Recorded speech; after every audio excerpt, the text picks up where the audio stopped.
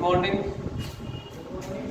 आज अपन स्टार्ट करेंगे राजस्थान के प्रमुख लोक देवता। और लोक देवताओं में पहले सबसे बड़े लोक देवता भारत के दृष्टिकोण से या राजस्थान के दृष्टिकोण से सबसे बड़े लोक देवता कौन से है?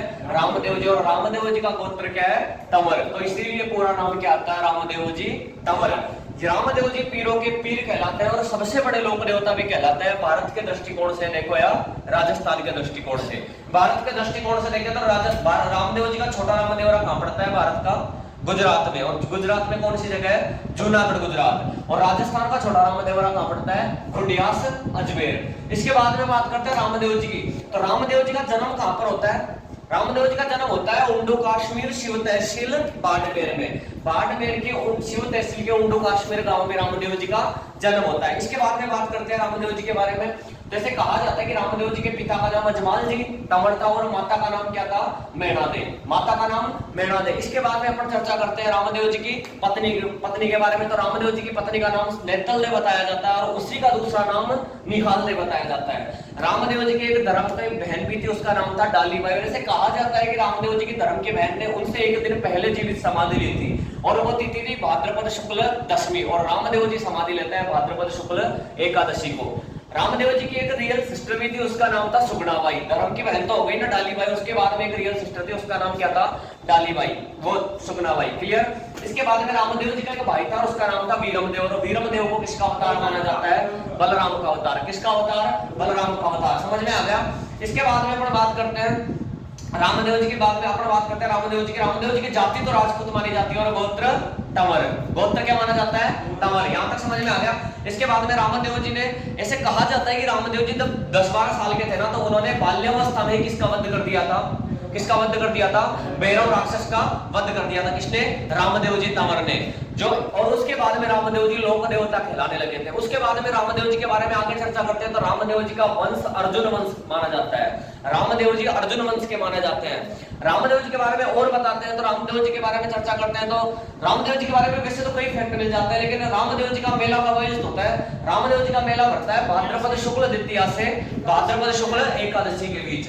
भाद्रपद शुक्ल द्वितीया से भाद्रपद शुक्ल एकादशी के बीच। और उसी दिन और उसी टाइम को क्या बोलते हैं? बाबेरी बीज। इन्हीं दोनों के बीच का समय को क्या बोलते हैं? बाबेरी बीज। यहां तक क्लियर? इसके बाद में अपन रामदेव जी के बारे में और चर्चा करते हैं। तो रामदेव जी के बारे में बताया जाता है कि रामदेव जी का मुख्य मेला कहां पर भरता है?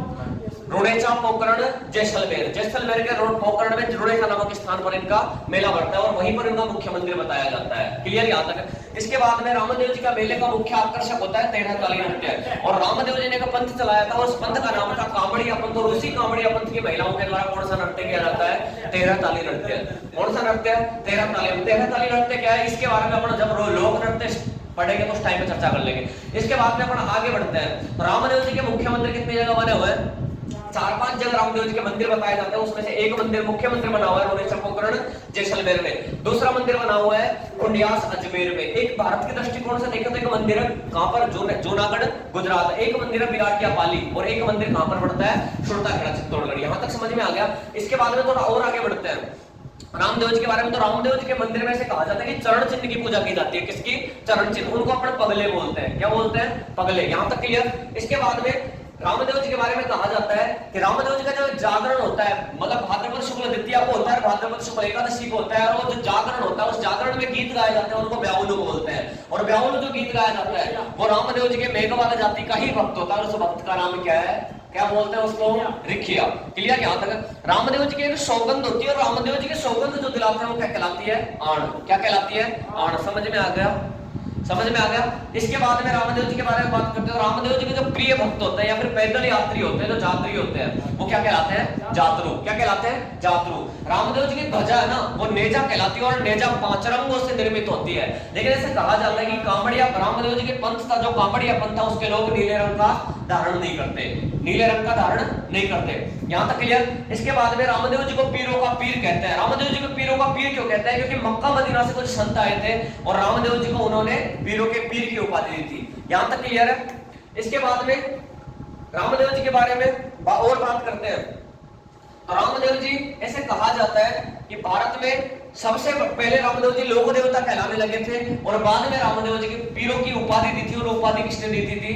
किसने दी थी? मक्का मदीना के संतों ने। और उनको चमत्कार क्या दिखाया था? रामदेव जी ने उनको चमत्कार दिखाया था। रामदेव जी का चमत्कार ऐसे कहा जाता है कि रामदेव जी ने पीरों को चमत्कार दिखाया था। वो उनके पात्र थे, वो जो उनके सम्मुख रहे थे, और उन्होंने कहा था कि अब हम आपका चमत्कार जब भी मानेंगे जब हमारे पात्र हमारे सम्मुख आ जाएंगे, और उनके सामने उनके पात्र आ गए, तो ये रामदेव जी का चमत्कार माना जाता है। और उसके बाद में ही पीरों ने रामदेव जी को पीरों के पीर की उपाधि दी थी। रामदेव जी के जो चमत्कार होते हैं ना, वो पर्चा कहलाते हैं। रामदेव जी के जो चमत्कार होते हैं ना, वो पर्चा कहलाते हैं। क्या कहलाते हैं? पर्चा। क्या कहलाते हैं? पर्चा। और ऐसे कहा जाता है कि रामदेव जी की पुस्तक, और पुस्तक का नाम क्या है? 24 वाणियां। क्या है? 24 वाणियां। रामदेव जी ने अपने उपदेश भी दिए थे 24 वाणियों में, और उसी उपदेश वही उसी ग्रंथ में समाहित है, और इसलिए उस ग्रंथ का नाम क्या पड़ गया? 24 वाणियां। क्या नाम पड़ गया? 24 वाणियां। यहां तक क्लियर? इसके बाद में बात करेंगे अगले वीडियो में।